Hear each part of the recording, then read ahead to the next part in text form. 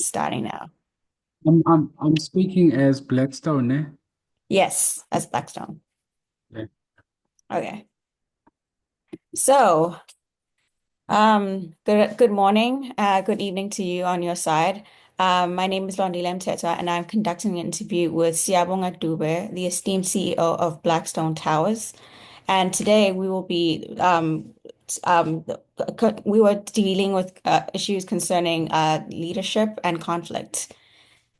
So for with that, I would like to understand what your occupation is and how you can you share a bit about your leadership role and your experience in managing your teams to in your own field.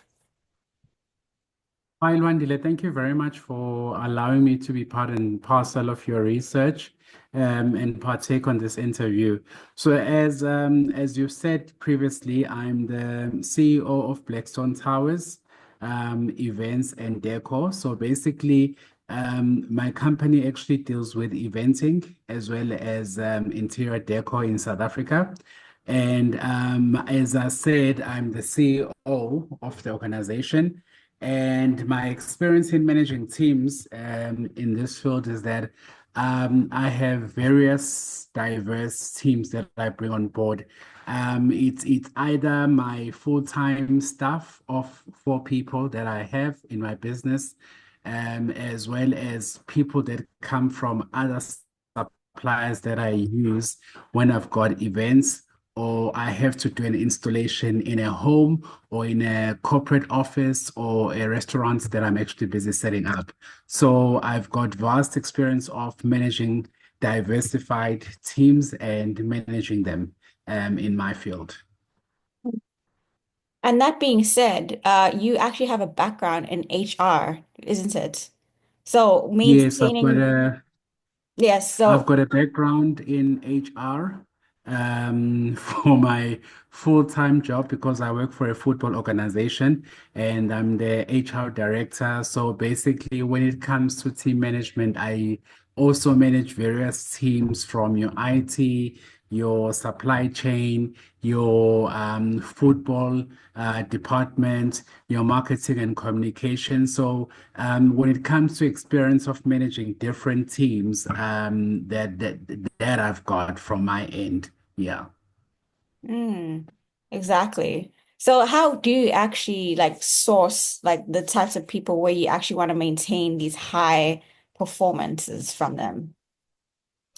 So basically, when it comes to my eventing business, what I do is that I normally send out advertisements with specific written job descriptions or job specs, if I could say, that actually go out into the market to actually source these kind of people, or I'll go and poach them from the organizations that I feel that they're pretty good when it comes to having these specific skills or specific resources that they are using in the organization. Then, if I present a very good package and offer to them, they normally take it. So that's why I've managed to actually source out very good and very experienced and high performing individuals for my organization.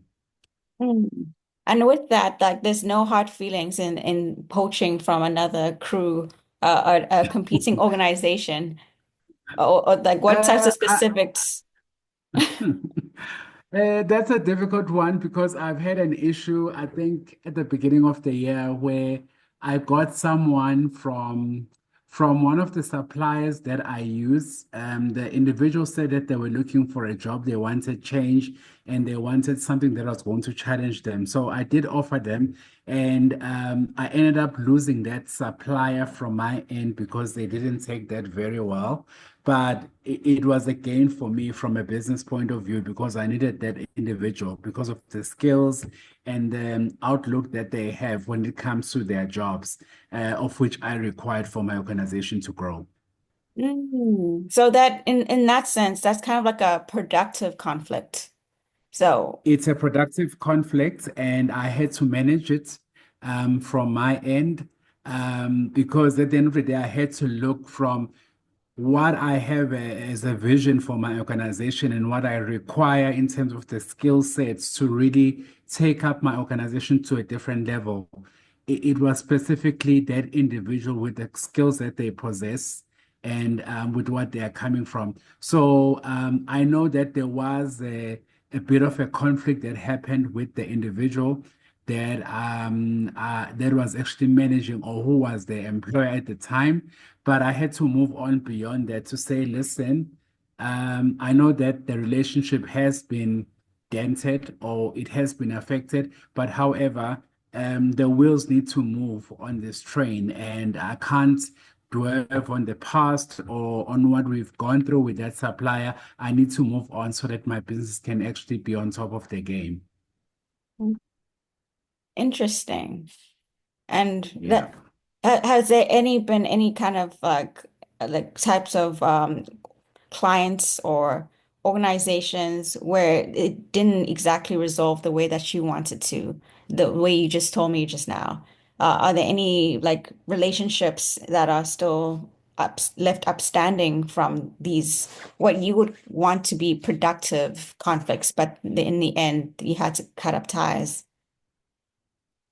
Um, I would say with this specific one, it was there, but we had to rework on that relationship or in resolving that conflict. Because at the end of the day, they are my suppliers, so they need me as a business to give them work. So we had to sit down with the owner of the business or the director, and we have a one-on-one, and we face with the elephant that was in the room to say that, okay, I had gone and poached an individual that was working for them. But however, I had to make them understand to say, listen, although I might have poached an individual that was working for you, this is how it's going to work out in a best manner for all of us. Because if they are coming on board on my side, that means more business for you, more money, and more growth for you. So if you tend to sit down and make the individual understand, they and also just come out clean and also apologize, and you really even give them the allowance to listen to them on how they felt, on how things had rolled out. I think it gives you that room to really work towards something that is going to be positive at the end of the day. So I spoke with them. We had a very, although it started heated at first, but however, we managed to actually leave on a good note, and we working closely. We closely working together for the betterment of our businesses on both sides. Mhm. That seems like these are the most common types of conflicts that you deal with. So in order to avoid that, Yes. what kind of high quality, what qualities are you looking for when you are maintaining those types of high performances? Um, I think for me, basically, it's very important to understand the the source of your conflict, number one. Number two, approach your conflict with a cooperative spirit, and also be an active listener during the process. Have some sort of sympathy, of empathy, and also, as I'd said before, I had to make them understand that through our collaboration as businesses, it's for the betterment of both our organizations. And also consider compromising. That's very important. And if I feel that this is beyond me, sometimes I do consider involving a third party to come in so that they can be neutral towards the two of us.